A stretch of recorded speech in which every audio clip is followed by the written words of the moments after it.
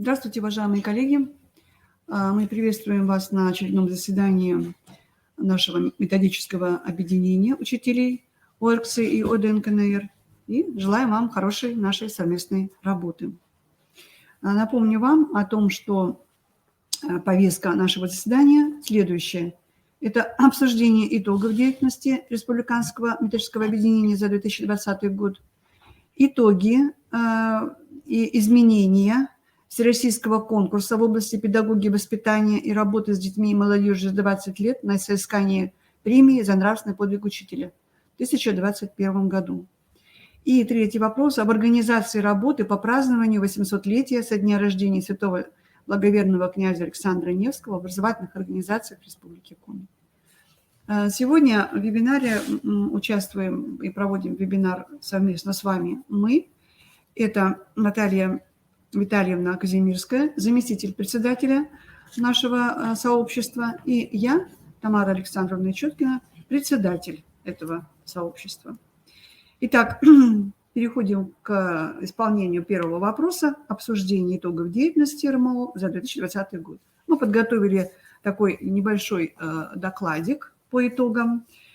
Конечно же, понятно, что в этом году мы работали в очень таких напряженных, можно сказать, условиях, связанных с пандемией. Многие мероприятия пришлось проводить дистанционно, и, конечно же, что-то было упущено. И я думаю, что вот как раз пришло время о том, чтобы нам поговорить о том, чтобы мы как-то более эффективно налаживали работу с муниципалитетами по развитию, по методическому сопровождению наших предметных областей. Итак, слово предоставляется Наталье Витальевне. Спасибо. Здравствуйте, уважаемые коллеги. Свое выступление я начну с количественного и качественного состава активности в Республиканском методобъединении по районам.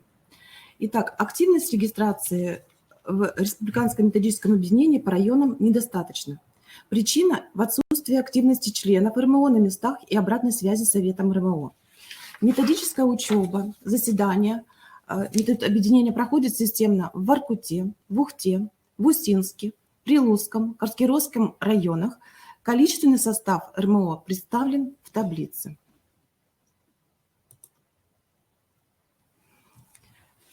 Ну, я тут добавлю, этот состав мы получили непосредственно от муниципальных управлений образования. Вот мы попросили, чтобы они нам отправили зарегистрировавшихся на работу в РМО учителей. Вот. Единственный недостаток вот этих информациях, то, что нет у нас обратной связи, я имею в виду, нет электронных адресов. Вот если бы мы повторили бы еще раз на будущий год вот этот список, да, с конкретными указаниями фамилии, имени, отчества и адресов, чтобы можно было непосредственно работать уже напрямую с членами, которые заявились вот в этой табличке. Пожалуйста. Так, за истекший период реализации предметных областей ОРКЦ и ОНДКНР в республике сложилась определенная система осуществления комплексного и непрерывного методического сопровождения деятельности педагогов, реализующих данные курсы. В муниципалитетах появились общественные методисты по линии управления образования «Школа-школа». Также при методических кабинетах действуют методические копилки разработок уроков и внеурочных занятий.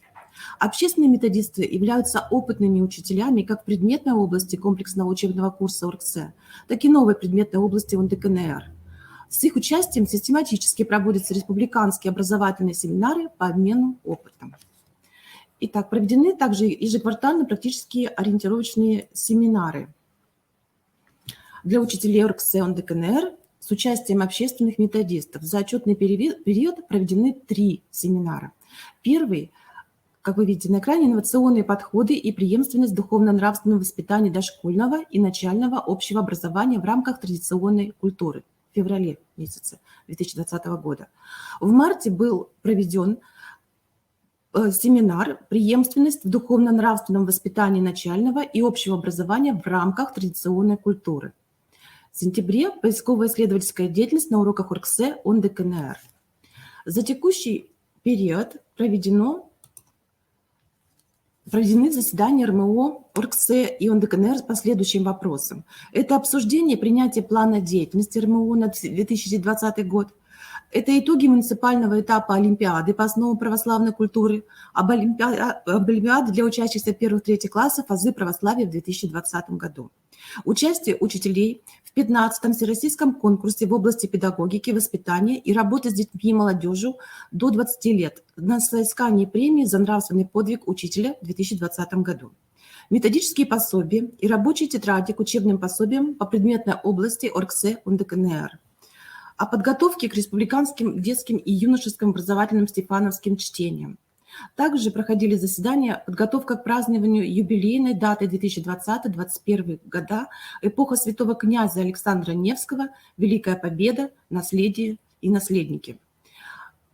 Заседание об организации проведения регионального муниципального этапа 29-х международных рождественских чтений, посвященных теме Александр Невский «Запад и Восток. Историческая память народа» по направлению образования, забота о будущей нации. И итоги республиканского метода объединения ОРГСЭ ОНДКНР за период январь по декабрь, это сегодня, 2020 года. Можно я еще прокомментирую немножко? Вот, там, где мы перечисляли образовательные семинары, мне бы хотелось сказать, что они действительно были практикоориентированные, поскольку на эти семинары мы приглашали учителей, которые имеют определенный опыт работы в плане реализации, ну, эффективной реализации, я бы сказала, вот этих учебных курсов «Основы религиозной культуры светской этики» и «Основы духовно-нравственной культуры народа в России». Эти семинары проводились у нас, вот сначала мы так активно за них принялись, провели их в начале года, а потом вот так у нас был перерыв. И я хочу сказать, что последний семинар, который был уже посвящен именно непосредственно теме поисково-исследовательская деятельность на уроках ОРГСЭ ОДНКНР, мы хотим эту серию семинаров продолжить. И я предлагаю вот сейчас всем учителям, которые нас слышат, подумать, проанализировать свой практический опыт. И если вы действительно можете в этой теме показать нам какой-то интересный урок, интересные подходы к реализации содержания вот этих предметных областей, они действительно очень сложные, поскольку работа идет с ценностями. Поэтому если у вас есть такой опыт, пожалуйста, пришлите письмо на адрес нашего центра ЦВДК ДНВ, на, значит, этот адрес, и я как раз по этому адресу работаю, и мы рассмотрим ваше предложение и можем продолжить эту серию семинаров с показом вот в онлайн-режиме или там, как у нас позже будет получаться, может быть, пройдет этот период дистанционного образования или дистанционного подхода, и можно будет в реальной уже ситуации посмотреть ваш опыт.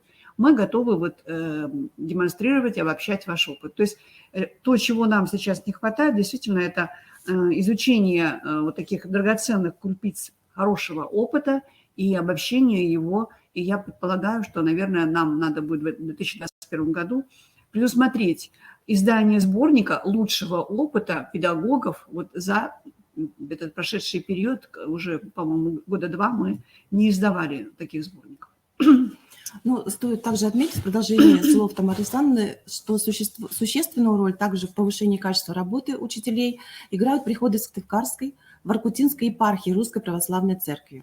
И непосредственное участие священства и проведение внешкольных, внеурочных мероприятий, консультирование педагогов по вопросам воспитания и образования в рамках модулей «Основы православной культуры» и других конфессий имеет очень большое значение для педагогической практики. Сложилась вполне эффективная комплексная практика совместных мероприятий по реализации в школах духовно-нравственного воспитания. Это экскурсии, праздники, выставки, конкурсы, ярмарки и фестивали. Также ежегодно педагогическая общественность принимает участие в таких крупных мероприятиях республиканских при непосредственном участии Русской Православной Церкви. Это на экране мы видим республиканский этап всероссийского конкурса в области педагогики, воспитания и работы с детьми школьного возраста и молодежью до 20 лет на соискании премии за нравственный подвиг учителя. В этом году приняло участие 44 человека, 5 работ были направлены на второй северо-западный этап в город Гатчину. Второе – это республиканское детско-юношеские образовательные стефановские чтения с участием Сыктывкарской и Воркутинской епархии. Третий – это республиканский этап международного конкурса «Красота Божьего мира». Также региональный этап «Рождественские образовательные чтения» Александр Невский «Запад и Восток. Историческая память народа» в рамках 29-х международных рождественских образовательных чтений и Дни славянской письменности и культуры. И всех этих республиканских мероприятий организатором являлся Институт развития образования. С 26 по 29 января 2020 года делегация Республики Коми, согласно информационного письма Управления делами Московской Патриархии, под председательством Святейшего Патриарха Московского всея Руси Кирилла приняла участие в Москве в 28-м международных рождественских образовательных чтениях на тему «Великая Победа. Наследие и наследники», организованные совместно с Министерством просвещения Российской Федерации, Советом Федерального собрания Российской Федерации и Государственной Думой Российской Федерации. В состав делегации от Республики Коми участвовали рекомендованные победители Всероссийского конкурса в области педагогики, воспитания и работы с детьми и молодежью до 20 лет на соискании премии за нравственный подвиг учителя в 2019 году. Это Кудрявцева Инна Васильевна, учитель начальных классов гимназии иностранных языков, Серебрянская Ирина Ивановна, учитель русского языка и литературы школы номер 4 города Ухты, обладатели диплома лауреата первой степени, победитель номинации во втором межрегиональном этапе конкурса в области педагогики, работы с детьми и молодежью за нравственный подвиг учителя по Северо-Западному федеральному округу в 2019 году. Лучшая методическая разработка по предметам основы религиозной культуры, светской этики и основы духовной нравственной культуры народов России. Такичун Галина Александровна, директор Земстанской средней общеобразовательной школы. Это муниципальное образование, муниципальный район Усть-Коломский, лауреат диплома второй степени и номинации «Лучшая программа духовно-нравственного гражданского патриотического воспитания детей и молодежи». Организаторы республиканских и муниципальных опорно-методических площадок социокультурное, духовное, нравственное развитие и воспитание детей дошкольного и младшего школьного возраста посредством ознакомления с традиционной культурой на основе содержания программы «Социокультурные истоки». Это Фролова Елена Степановна, Феденчук Елена Викторовна, старший воспитатель детский сад номер 38, Филиппова Марина Михайловна, учитель начальных классов, организатор муниципальной опорно-методической площадки «Социокультурное, духовно-нравственное развитие и воспитание детей младшего школьного возраста» посредством ознакомления с традиционной культурой на основе содержания программы «Социокультурные истоки». На этом сейчас мы тоже немножко я поясню.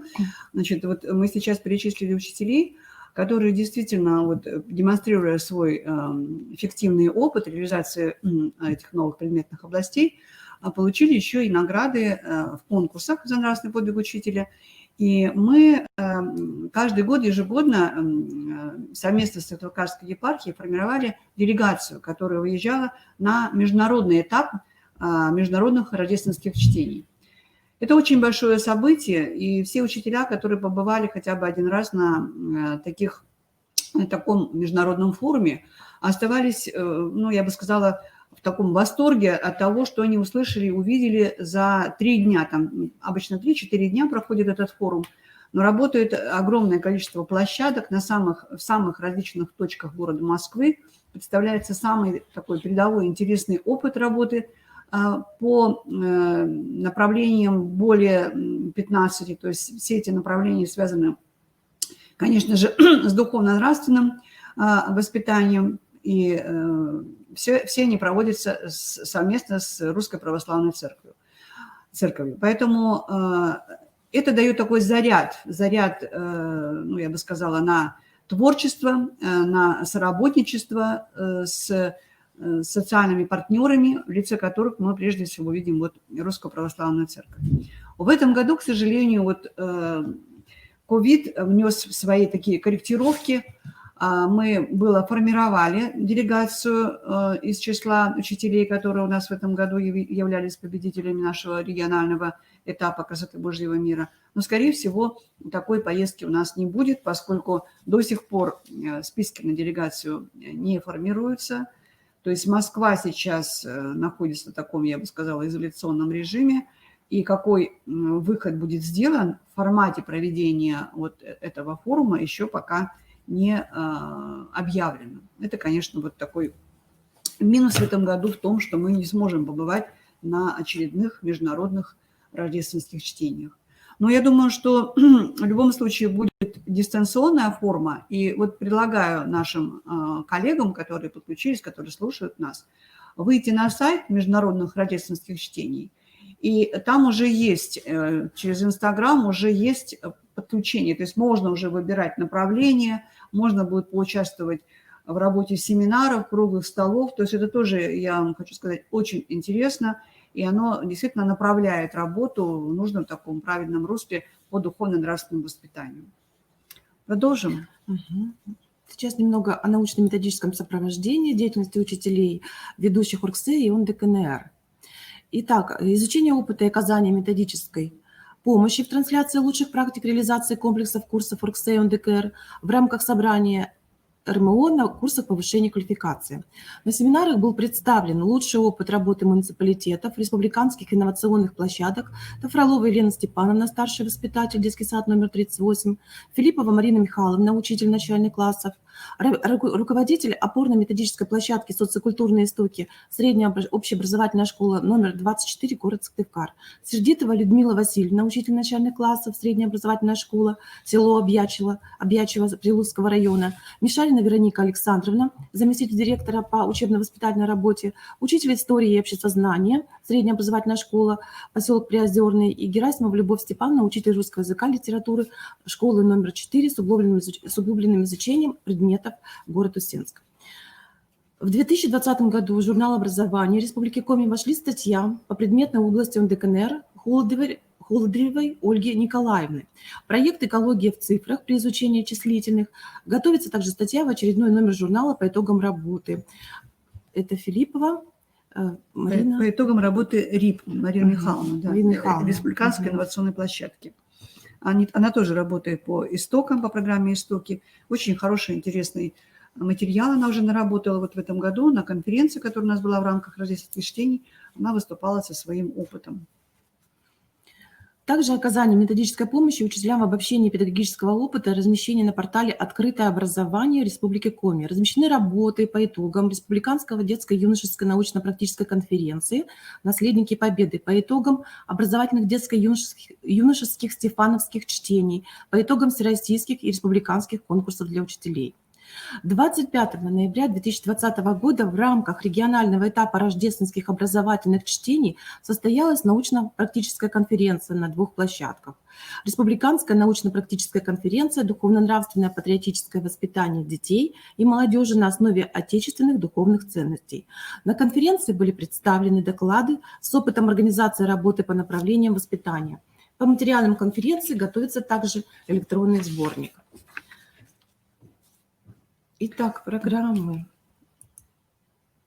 Может быть, про РИПы уже не будем говорить. Давайте я сейчас вот про РИПы сама скажу. Ага, здесь вот вы видите сейчас еще раз программы республиканских инновационных площадок. Но я просто вот хочу коллег как раз обратить внимание на то, что есть у нас программы, которые как бы окунают нас в православную культуру, а есть программы, которые окунают нас в культуру, ну, так скажем, русскую, да, социокультурные истоки. Это как раз такая программа, которая очень близка к православной культуре, но она такая светская программа. И вот у нас на протяжении уже 5, даже, наверное, больше лет детские сады реализовывали эту программу, очень хорошие результаты получали. Не было школ. И система дополнительного образования тоже реализовывала уже на протяжении десятков лет. Это Усть-Кулом, село Усть-Кулом, Центр дополнительного образования тоже эту программу реализовывал. А вот школа не реализовывала. И вот я хочу сказать, что действительно вот благодаря таким, ну, я бы сказала, не то что новаторам, а таким творческим, ответственным учителям, как Марина Михайловна Филиппова, вот 2-й год она реализует со своим 1 классом эту программу. Родители очень хорошо приняли эту программу, совместно помогают, проводят занятия, это внеурочная деятельность в основном, но программа прошла и идет с большим успехом. Вот здесь представлены как раз эти программы и те, значит, учреждения, которые занимаются. Тут есть учреждения? Нет, тут нет учреждений, нету. Так. Ну, Можно дальше дальше, идти? да, но мне Мгм. хотелось бы еще Мгм. рассказать про сборник, который был издан в 2020 Мгм. году. Сборник методических разработок к празднованию 800-летия со дня рождения, 800-столетия, извините, со дня рождения благоверного князя Александра Невского. И это издание адресовано руководителям Красиво. образовательных организаций, педагогам-организаторам, классным руководителям, работникам культуры, учителям истории в помощь при организации мероприятий, посвященных проведению муниципальных, региональных этапов рождественских образовательных чтений, проводимых в этом году, с подготовкой, связанной к празднованию в 2021 году 800-летия со дня рождения благоверного князя, воина, государственного деятеля Александра Невского. Материалы, конечно, будут полезны и тем, кто занимается духовно-нравственным и военно-патриотическим воспитанием детей и молодежи, а также широкому кругу читателей, интересующихся историей. У нас есть такой вопрос, это будет третий, последний вопрос, поэтому я еще подробно остановлюсь на этом пособии и как его можно будет использовать. Ну и про повышение квалификации педагогов проходило 16 марта 2020 года по 31 апреля 2020 года. Это 12 человек прошли повышение квалификации по курсу содержания и методика преподавания комплексного учебного курса «Основы религиозной культуры и светской этики» в условиях ФГОС. И 16 марта по 25 3 человека прошли повышение квалификации «Основы духовно-нравственной культуры народов России». Ну, я хочу сказать, что, конечно же, у нас такая сейчас тенденция пошла. Это понятно, связано с какими-то такими обстоятельствами, которые не зависят от нас, да, финансовым прежде всего, что дистанционно проходят курсы. Конечно же, вот те, кто проходил, наверное, 5 лет назад курсы очные, помнят, да, насколько эффективно живое общение с педагогом и проведение курсов именно в аудитории, нежели дистанционно. Но, к сожалению, вот такая сейчас ситуация, что нам приходится работать на удаленке. Итак, переходим ко второму вопросу. Да? Следующий вопрос, связанный с итогами конкурса, всероссийского конкурса за нравственный подвиг учителя. И здесь вот как раз я бы хотела сказать о результатах. Так, немножко это подвигаем. Я слайдопрезентацию не приготовила. Выйдем. Это. Не двигается? А нет, наверное, вот так вот. Вот так, наверное. Я сейчас просто тоже еще не знаю. Вот так, скорее всего. Сразу перелистнулась. Давайте еще раз попробуем. Сюда. Угу. Так, ну вот здесь представлены фамилии победителей, которые у нас в этом году получили наибольшее количество баллов. Ну, вот уже известная вам, мы говорили о Мишариной Веронике Александровне. У нее, конечно, прекрасная работа, виртуальный учебник «Азбука семейного воспитания». Я очень рекомендую, это сайт у нее сделан, электронный сайт, где-то не где-то, а на одном из семинаров она его, или вебинаров она его демонстрировала, то есть можно выйти в архив и посмотреть вебинары по ОРКС, по ДНКР, мы их уже представляли, на каком сайте и какая программа. Я рекомендую просто вот учителям, которые действительно имеют возможность во внеурочной деятельности заняться семейным воспитанием. Вот, педагог сумела саккумулировать на своем сайте, значит, во-первых, разработки по всем, там, сколько-то у нее, я сейчас уже не помню, уроков, занятий, вот, сумела найти различные источники, ссылки, фильмы, то есть комплекс таких вот материалов вокруг каждого урока, которые можно реализовывать, конечно же, с пользой для учащихся, которых мы должны окунуть вот эту культуру семейного воспитания. Следующий победитель у нас Герасимова Любовь Степановна. Тоже замечательная система уроков у нее по литературе. Это как раз в области предметной области ОДНКНР. И она эту систему уроков тоже представила. Тоже был у нас такой открытый вебинар, где она показывала, как она работает и каким образом идет реализация. Все это тоже выложено да, кстати, я не сказала вначале, вот работы победителей, они выложены на, значит, портале «Открытое образование» в разделе «Конкурсы», «Учителя», «Конкурсы», и там вы можете эти работы найти. Следующая работа. Так, Пруничева Елена Владимировна, учитель начальных классов. Тоже интересный такой материал, издательский проект. Учебно-методическое пособие для учителей начальных классов, интегрированное изучение русского языка на основе текстов и художественных произведений Великой Отечественной войны.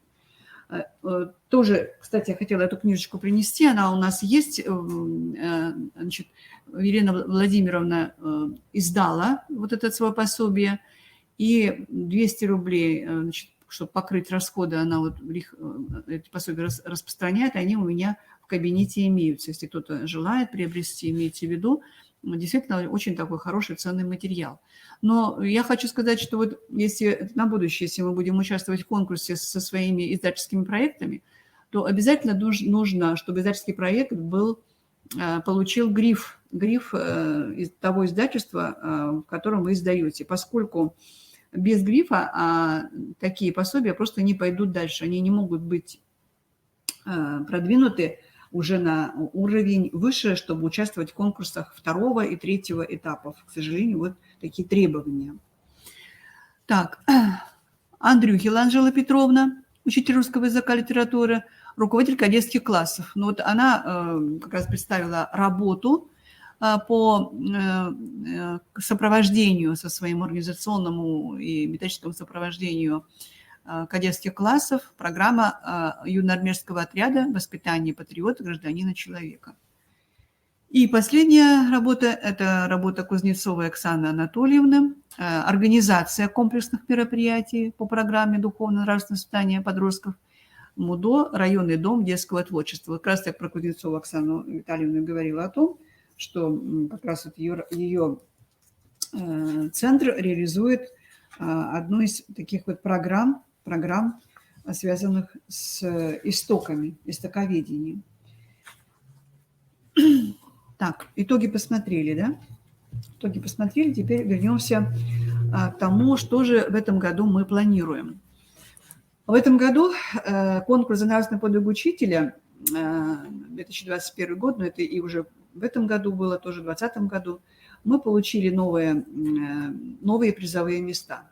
Если раньше мы распределяли победителей, значит, 1, 2, 3, 4, 5 место, то теперь у нас, значит, появились такие номинации. Гран-при – это лучшая работа из тех 5 победителей, которых мы по рейтингу выбираем. И вот из этих 5 победителей определяется, значит, победитель Гран-при, то есть это самый такой высокий уровень, а остальные называются просто победители. Вот если мы здесь писали места, вот, к сожалению, вот пока мы так делали в этом году, но на будущий год уже у нас будет распределение иное. То есть будет выделен победитель Гран-при и 4 победителя. Для работы того, чтобы попасть вот на этот уровень победителей, обязательно необходимо иметь отзыв о вашей работе от той епархии, на которой по местоположению, по местопроживанию вашему вы находитесь. Ну вот если ориентироваться географически Республика Коми, то вот, значит, северный, самый крайний, если рассматривать южную епархию, Сыктывкарскую епархию, то самая северная граница, она проходит по границе Печора, то есть Печора уже входит в Воркутинскую епархию, Троицко-Печорск. Троицко-Печорск тоже входит в нашу Сыктывкарскую епархию. Вот то, что выше районы, это все районы Воркутинской епархии. То, что ниже, это районы Сыктывкарской епархии. И поэтому, значит, когда вы формируете свою работу, готовите ее на то, чтобы загрузить на конкурс, вы ее не должны загружать без отзыва епархии, потому что если вы загрузите свою работу и, значит, кликните, что она у вас загрузилась, то все, у вас уже больше, вы уже не сможете ничего дополнительно внести. А дополнительно внести можно будет вот как раз, когда вы тщательно все посмотрите, отработаете. Вот. И поэтому я хочу сказать, что в этом году мы введем тоже, у нас еще документы готовятся, в этом году мы введем тоже коррективы. Коррективы у нас будут такие. Если мы раньше ваши работы, вернее, вы загружали работы и на наш портал республиканский, да, и на портал всероссийский, то в этом году будет работать только всероссийский портал. А наш портал будет работать, даже не портал, а будет работать мой электронный адрес, который я уже называла, ЦВДКО ДНВ. То есть вы, формируя свою работу, отслеживая, значит, содержание вашей работы, должны сами принять решение, хотите ли вы посоветоваться со мной или нет. Если вы хотите со мной посоветоваться, то вы отправляете свою работу ко мне, предварительно написав мне, конечно же, о том, что вот я такая-то и хочу, значит, такую-то тему и хочу вам направить, чтобы это было согласовано со мной, не так бы набросали, а я даже знать не знаю, кто там набросал и так далее. То есть все через то, чтобы вы получили объемную комплексную консультацию. То есть вы отправляете работу, пишете мне, какие у вас вопросы ко мне, я смотрю и уже вам говорю, что да, там работа действительно имеет очень большой, хороший, положительный результат. Отзыв можно получить от Сыктывкарской епархии или там от Воркутинской епархии. И только тогда, уже когда ваша работа будет сформирована полностью в комплексе, вы начнете ее загружать на портал конкурса. Естественно, возникает вопрос. Сроки приема работ и сроки проведения нового очередного конкурса в 2021 году. Вот мы не случайно информацию эту сейчас до вас доводим, поскольку у вас есть возможность в течение зимних каникул спокойно сесть, подумав о том, что вы могли бы представить на этот конкурс, какой у вас есть опыт, что можно, может быть, скорректировать с помощью методистов, специалистов, которые посмотрят ваши работы. И тогда действительно вы уже будете мотивированы, да, мотивированы на то, чтобы начать работу.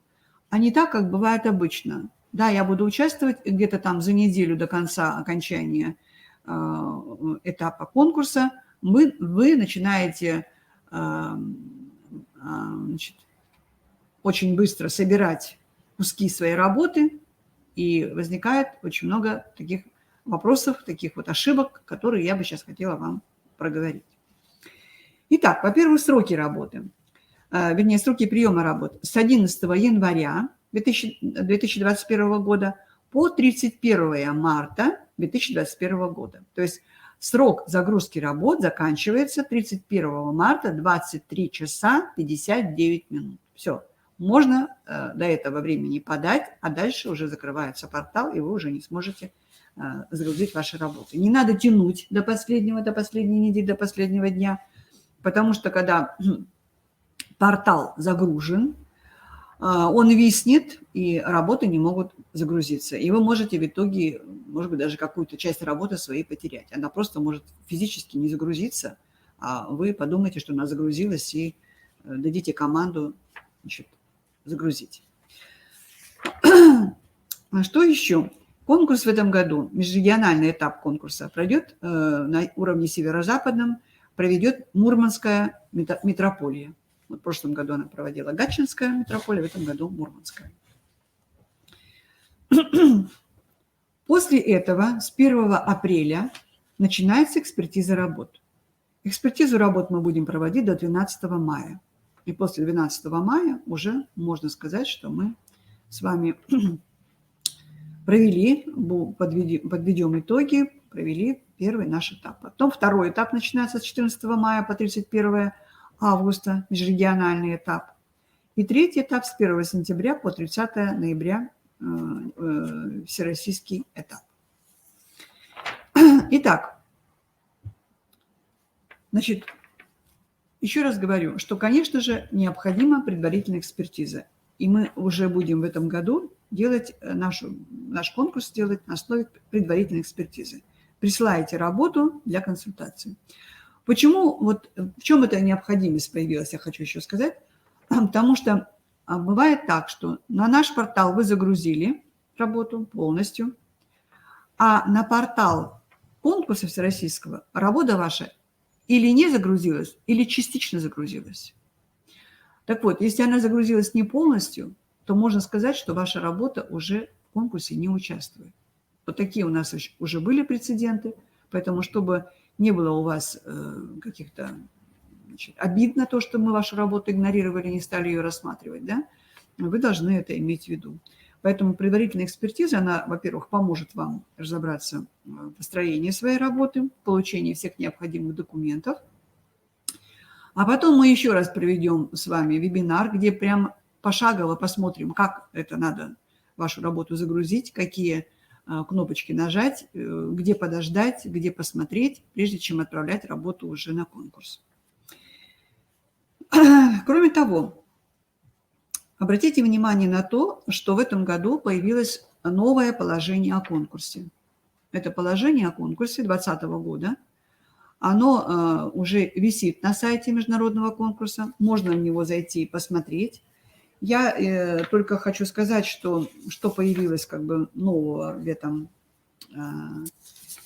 положении, это то, что значит, более детально расписаны непосредственные организаторы конкурса. Это Синодальный отдел религиозного образования и катехизации Русской Православной Церкви, Министерство просвещения Российской Федерации, полномочные представители президента Российской Федерации в федеральных округах, автономная некоммерческая организация Центр образовательных и культурных инициатив «Поколение». Вот это «Оно поколение», можно вот прямо через «Оно поколение» и регистрироваться для участия в конкурсе. То есть они непосредственно как раз тоже занимаются нашим конкурсом. Участниками конкурса могут быть постоянно проживающие на территории Российской Федерации, педагогические работники, руководители образовательных организаций и коллективы авторов проекта. Вот тут хочу сказать, что вот мы с вами рассматривали работы 5 победителей, да? Значит, обладателем гран-при может быть только один автор. То есть гран-при не присуждается коллективу авторов. Еще оговаривается, коллектив авторов может быть до 3 человек, не более 3 человек. Вот эти все ограничения имейте в виду, когда вы будете проектировать еще, да, свою будущую конкурсную работу. Итак, представители общественных объединений могут участвовать в конкурсе, представители воскресных школ Русской Православной Церкви, представители православной гимназии Русской Православной Школы. Номинации остаются те же самые. Значит, гран-при конкурса – отдельная работа, индивидуальная работа, я уже вам сказала, за исключением по решению конкурсной комиссии, когда вот уже работы могут пройти на уровень всероссийский, то на уровне всероссийском вдруг какая-то из работ понравится и могут ее гран-при взять. И только тогда вот в этом случае есть, как говорится, исключение из правил, где такой гран-при могут присудить и коллективу авторов. Но это исключительное правило для 3-го всероссийского этапа конкурса. А на 1-м нашем этапе, на 2-м этапе гран-при получает работа только индивидуальная. Номинация за организацию духовно-нравственного воспитания в рамках образовательного учреждения – 1 место. Здесь может быть и индивидуальная работа, и может быть коллектив авторов, но не более 3 человек, я уже вам говорила. Номинация «Лучшая методическая разработка по предметам основы религиозной культуры и светской этики, основы духовно-нравственной культуры народов России» – 1 место, индивидуальная работа или коллектив авторов, но не более 3 человек. Номинация «Лучшая программа духовно-нравственного и гражданско-патриотического воспитания детей и молодежи» – тоже 1 место, индивидуальная работа или коллектив авторов не более 3 человек. И в номинации «Лучший образовательный издательский проект года» – 1 место, индивидуальная работа или коллектив авторов не более 3 человек. Тоже такая может быть ошибка. Ну, допустим, вы уже отработали, у вас уже произошел выпуск пособия какого-то вашего, вы уже даже получили гриф, и в составе авторов может быть, допустим, не 3, а 4 или 5 человек. и вы подаете, допустим, вот свою работу на конкурс, а так как требуется коллектив из 3 авторов, вы значит, в своей заявке указываете только 3 авторов. А 2 автора, которые в вашем пособии указаны, они как? Они дают согласие на это? То есть если вот таким образом делаете, то нужно обязательно, чтобы было согласие тех авторов, которые в заявке не упоминаются.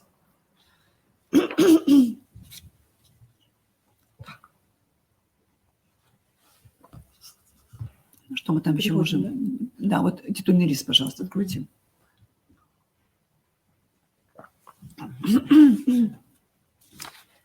Поговорим о заполнении документов. Тоже одна из проблем, которая не рассматривается. И в этом году у нас такой был прецедент, я не буду говорить пофамильно. Когда работа была прислана и была рассмотрена в числе победителей, вдруг возникает вопрос, почему работа не оформлена, титульный лист и так далее, не оформлены значит, требуемым видом. Вот мы сейчас здесь видим с вами первый лист титульной конкурсной работы. Что сразу же вам в глаза бросается? Это регистрационный номер работы. Когда вы будете регистрироваться на сайте, то вам сразу же будет присвоен регистрационный номер. Вам нужно будет его переписать и уже на свой бланок положить. Вот. Затем имейте в виду, что работа загружается не одним файлом, как вот вы делали раньше, формируя свою работу на наш портал. Вот еще только поэтому мы тоже отказываемся от того, чтобы работал параллельно наш портал, поскольку действительно вы готовите на наш портал одним образом, а портал федеральный требует другой конструкции. Вот. И там как раз идут работы. Работа идет, вот титульный лист идет отдельно, потом идет структура работы, аннотация идет отдельно, отдельно введение, отдельно главы работы, не более 3, то есть 3 главы, не более 3, и заключение. То есть вот все это загружается отдельно. Кроме того, предложение. Не более, сейчас я не помню точно, но, по-моему, не более 5 предложений. Но там вы тоже увидите, когда будете загружать, это все будет видно. И мы еще проведем такое занятие, проговорим точно, сколько там должно быть приложений. И ограниченный вес в гигабайтах. Там, по-моему, 5 по-моему, мегабайт, да, мегабайт. Это меньше, чем гигабайт. Вот все это нужно учитывать, когда вы будете формировать саму структуру работы, потому что потом уже вы просто не сможете ничего изменить. И вот здесь вот вы видите, желтым выделено, что необходимо обязательно указывать. Если вы это не указываете, то какая бы ни была хорошая ваша работа, на федеральном уровне ваша работа просто не будет рассматриваться. Ее просто отложат в сторону. Вот что очень, как говорится, печально, да. Даже бумажный вариант, вот были у нас уже такие прецеденты, мы ездили на северо-западный этап, работа неправильно оформлена на портале, в варианте бумажном мы уже там доработали, уже сказали, как надо оформлять. Все, если на портале она неправильно оформлена, ее просто уже не рассматривают. Жюри не рассматривает. Просто вот это тоже имейте в виду. Итак, название епархии, название метрополии. У нас нет метрополии. Вот наша епархия, наша территория Республики Коми представлена из 2 епархий. Это Воркутинская епархия и Сыктывкарская епархия. Метрополия не образована. Поэтому где метрополия, там просто ставите прочерк. Затем заполняете свой e-mail, свой контактный телефон. Идем дальше. И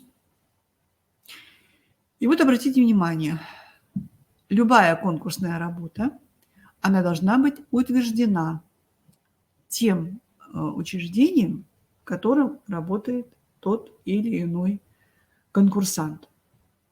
Вот в этом году у нас была такая ситуация, что директор не утвердил, работа подана, работа хорошая, но нам пришлось ее не допустить, поскольку она не оформлена в соответствии с требованиями. программа патриотического воспитания, вот вы пишете здесь название программы, срок реализации, то есть вот все, как здесь написано, все нужно указать. Город, опять же, название епархии, год и так далее. Так вот, вот эта форма, она обязательна для заполнения по всем требованиям. Обязательно. Так. Заявка еще. Ну, заявка, значит, здесь, в общем-то, понятно. Тут обычно ошибок не бывает в заявке. Вот единственное, что хочу сказать, что вот когда заполняются аннотации, ну, смех и грех. Не умеют, оказывается, наши учителя. Пропала, да? Так, ну придется мне... Дайте я схожу. Да, поднимитесь, это прямо рядом с моей дверью. Так, сейчас я спрошу. Слышно ли? Напишите, пожалуйста, уважаемые коллеги, слышно нас или нет?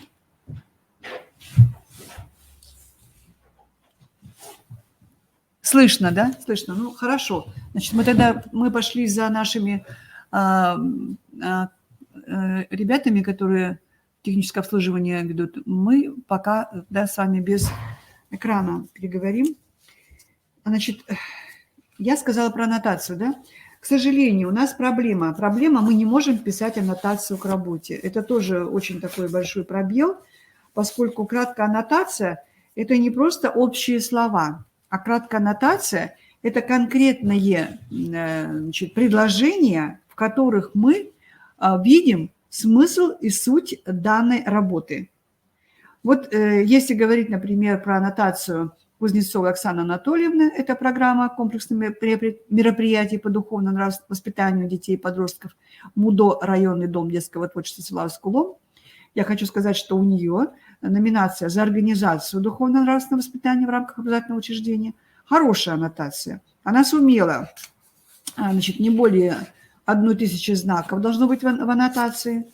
Она сумела саккумулировать и конкретно, значит, сказать о том, что за работа, которую она представляет. То есть она говорит о том, что данная, она говорит сначала дает характеристику программе, что включается в данную программу, какие модули, вот, какие цели и задачи здесь преследуются, какой возраст задействован, какие, значит, мероприятия обозначены, сроки проведения их, результативность. То есть очень краткое такое изложение.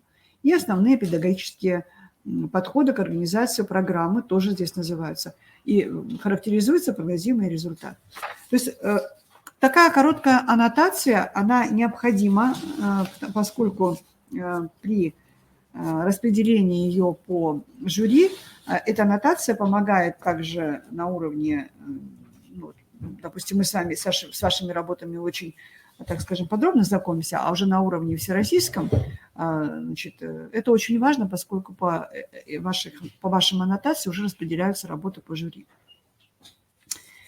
Итак, что еще важно вам сказать? Так, ну, структуру работы я сказала, которая у нас, да?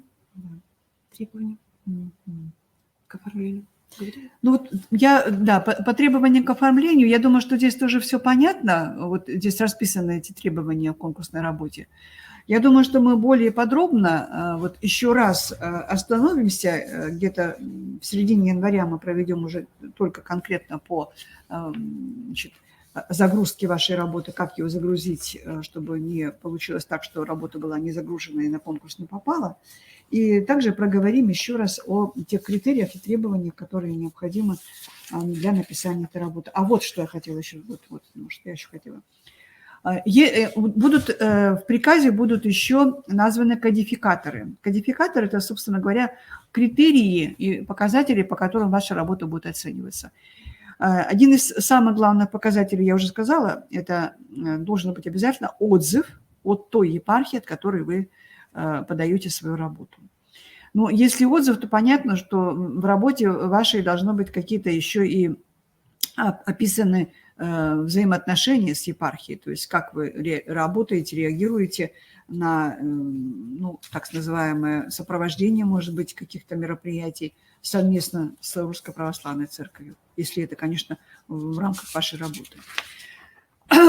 Значит, кодификаторы описаны по каждой номинации.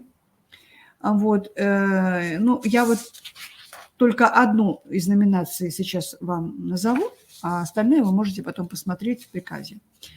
Вот, например, номинация за организацию духовно-нравственного воспитания в рамках образовательного учреждения. Соответствие представленного материала условиям конкурса и заявленной номинации. То есть понятно, да? То есть здесь имеется в виду то, что если вы заявляетесь вот по этой номинации за организацию, то вы должны показать эту организацию.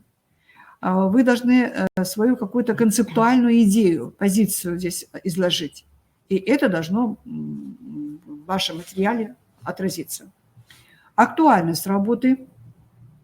Ну, актуальность работы – это возможность использования вашей работы и результаты вашей практики в других регионах, прежде всего. И, конечно же, ее педагогическая целесообразность этой работы. Третий критерий – соответствие содержания представленного материала условиям конкурса. Что это может быть? Ну, во-первых, это, если это дополнительная программа, которую вы реализуете в рамках вашей организации, то она должна отвечать каким-то определенным предметным областям за рамками базовых образовательных стандартов. Если это работа, связанная с предметной областью ОРКСЭ, ОПК, то, опять же, она должна быть в рамках вот именно этой предметной области.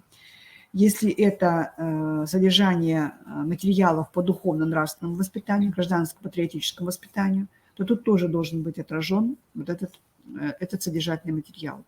Развивающий компонент, какие именно способности вы развиваете, общие, интеллектуальные, какие-то специальные, какие-то психофизические способности.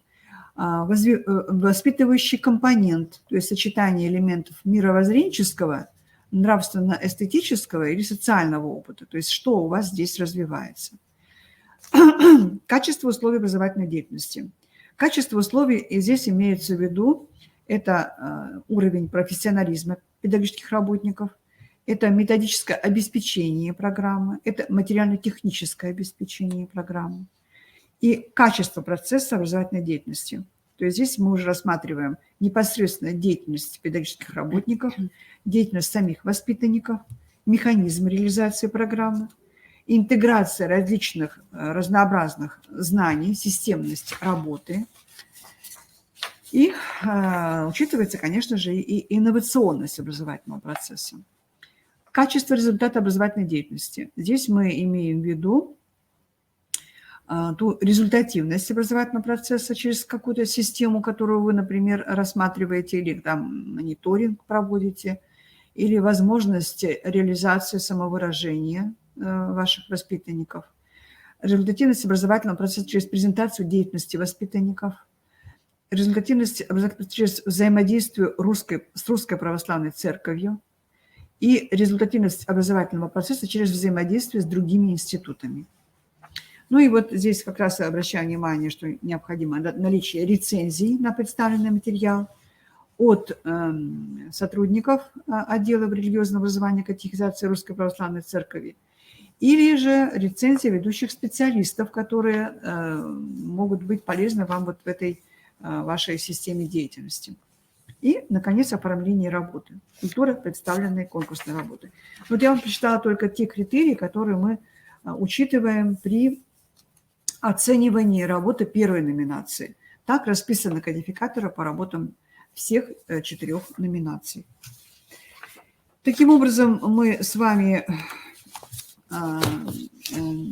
более или менее так содержательно прошлись по тем требованиям, которые от нас ждут при участии в конкурсе на нравственный подвиг учителя. И я бы хотела перейти уже к следующему вопросу. Или, может быть, если есть какие-то по этому вопросу вопросы, то вы напишите, мы посмотрим по скайпа, посмотрим, что вы там написали, и дадим вам ответ. Так, следующий вопрос касается вопросов организации празднования 800-летия со дня памяти нашего святого благоверного князя Александра Невского. Мы уже об этом говорили, но вот я сейчас хочу еще раз на это обратить внимание, поскольку мы сейчас провели такой большой церковно-общественный форум, в котором были проведены мероприятия по 10 направлениям. Участвовали, в общем-то, исполнительная власть Республики Коми и законодательная власть Республики Коми. Вопросы, связанные и с духовно-нравственным воспитанием, просвещением, и с медицинским образованием, и с культурой нашей, и вопросы, связанные с кадетским образованием. То есть все вопросы, которые, в общем-то, на практике в образовательных организациях, они были как тем или иным способом задействованы в этом форуме. И я хочу сказать, что форум был посвящен как раз вот такой великой дате Александра Невского. По этому поводу еще в 2014 году вышел указ Владимира Путина о праздновании 800-летия со дня рождения князя Александра Невского. И вот этот год наступил, это 2021 год. Поэтому я обращаю внимание на то, что мы как раз вот занимаясь организацией празднования этого события в 2021 году, попробовали вот такой сборник вам издать. Но прежде чем я расскажу про сборник, я хочу сказать, что вы видите на экране презентацию, которую приготовила нам Нина Михайловна Мищенко. Вот она такая вот молодец. Она провела в рамках наших рождественских чтений целую площадку Завета Александра Невского на базе прихода Свято-Преображенского прихода местечка Эжвы Сыктывкарской епархии. И значит, на этом приходе они тоже вот рассматривали вопросы, связанные с празднованием и методическим сопровождением работы с детьми по наследию святого благоверного князя Александра Невского. Вот это ее презентация, я бы хотела сейчас ее пролистать.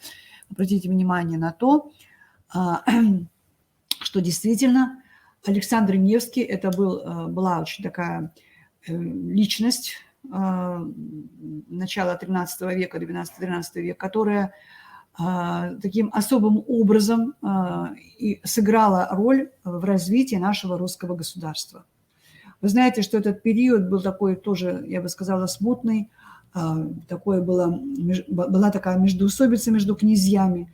И вот святой благоверный князь Александр Невский, он явился таким, я бы сказала, объединителем земель русских.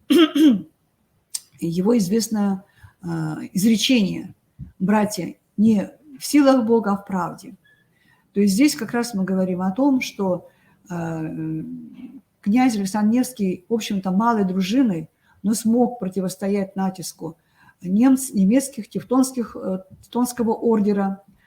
Вот. И в то же время ездил кланяться и смеялся перед батыями, перед татарами-монголами, поскольку понимал, что по численности, по силе их, ну, я бы сказала, достаточное количество было также и немецких тевтонцев, литовских и немецких. Но в отличие от Запада, Восток не был для нас угрозой в плане нашей национальной идентичности.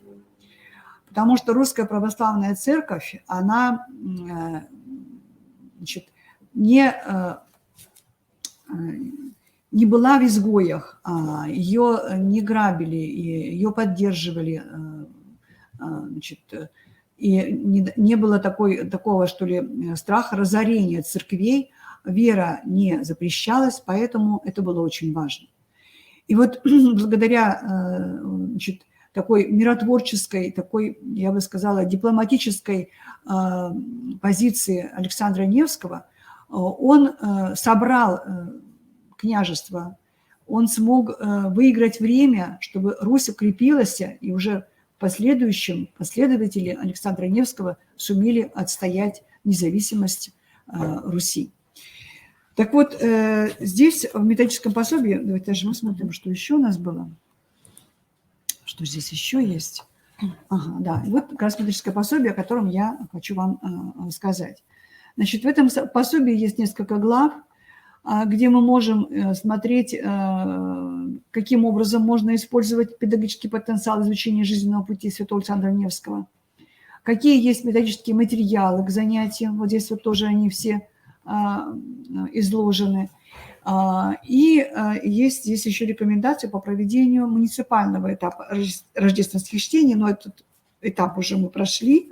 Если кто-то участвовал в этом, то замечательно, если нет, то можно провести какие-то мероприятия, значит, если вы найдете их вот в этом методическом пособии. Я бы хотела сказать о том, что здесь, в этом пособии, есть очень интересный материал для внеурочной работы, внеурочной деятельности. Есть программы внеурочной деятельности, есть разработка сценария школьного спектакля по Александру Невскому, викторины. То есть на самом деле очень такой живой, интересный материал, который можно запланировать учителям истории, учителям обществознания, конечно же, и филологам для того, чтобы такие занятия провести. Следующее пособие, которое мы можем тоже вам рекомендовать, это пособие не наше, пособие... это тоже вот, да? Нет, да. Пособие Ставропольского края. Вот, мы его нашли в нашем интернете, Мада Становна его нашла. Это тоже очень интересные материалы. Вот все эти два пособия, они...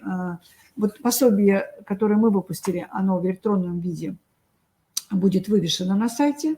Мы его распространяли, я по всем муниципалитетам его рассылала тоже, чтобы муниципальный этап могли организовать.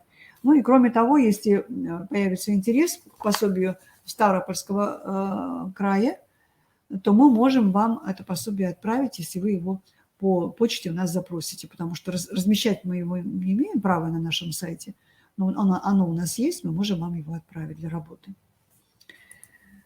Так, также вот Нина Михайловна сделала здесь подборку книг, которые можно использовать. Я думаю, можно обратиться в библиотеку, зная уже вот какие есть книги.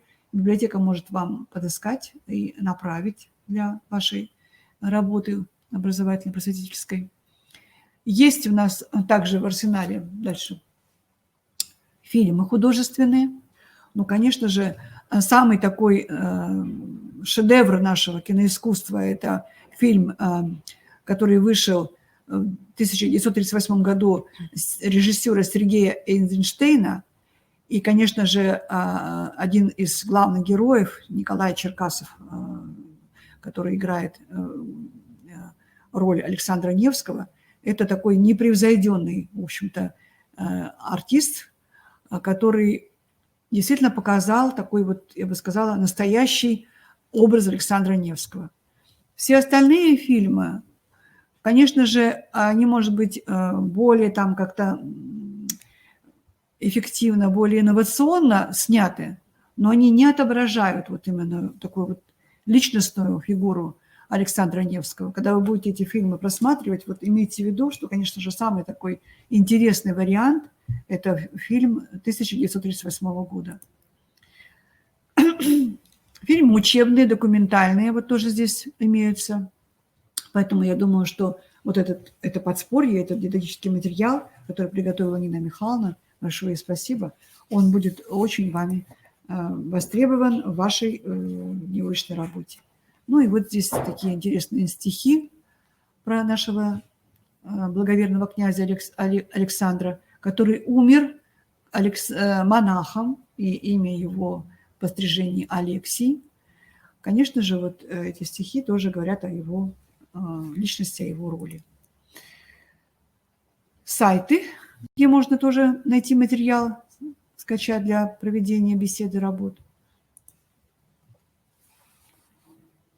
Так, ну и вот даже, видите, здесь такая вот викторина, которую Нина Михайловна устроила, тоже можно посмотреть.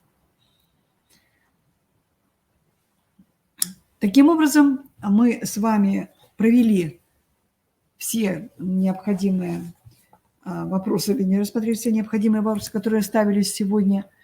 Я напоминаю вам еще раз, мои дорогие, если вы, вот кто-то подключился позже, не слышали моего предложения, значит, предложение заключается в том, что вы, обладая большим опытом своей работы и деятельности в предметных областях основы религиозной культуры, светской этики, основы духовной культуры народа в России, должны подумать и предложить для нашего вот такого, где-то, может быть, виртуального еще пока, знакомства с вашим опытом.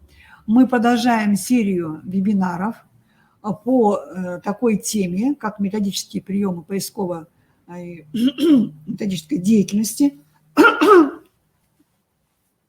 с учениками. И если этот опыт вы можете нам предъявить, может быть, какие-то еще у вас есть предложения, мы любые предложения готовы рассмотреть, мы бы с вами уже смогли построить план нашей деятельности на будущий год. То есть мы сейчас пока еще вот этот план не предлагаем вам подумать над тем, что было бы интересно нам обсудить на нашем республиканском методическом объединении. Ждем от вас такой вот обратной связи. И по адресу cvdko.dnv, значит, собака.крiro.ру можно нам написать письмо. Можете еще мой адрес, вот этот адрес найти в телефоннике, который размещен на сайте нашего института. Только, пожалуйста, письма шлите не на мой адрес, и Четкина Тамара, там еще есть такой адрес, а именно на адрес ЦВДКО ДНВ, потому что вот по этому адресу я принимаю письма, по этому адресу я отвечаю муниципалитетам, то есть это вот адрес, в принципе, мой личный адрес, в котором я одна работаю. Поэтому я прошу вот на этот адрес писать письма. Ну что еще можем сказать, Наталья Евгеньевна, может быть, вы что-то тоже добавите? Ну, может, вопросы какие-то возникнут? Первый год мы проработали вот в новом составе с Натальей Витальевной. Конечно же, у нас еще много, так скажем, проблем на то, чтобы наладить системную работу, поскольку системная работа, я считаю, это тоже она складывается с определенным вашей такой активностью, которую бы вы могли нам предложить. И тогда мы можем принять хороший план работы. Ну, я вижу, что нет, да? Нет.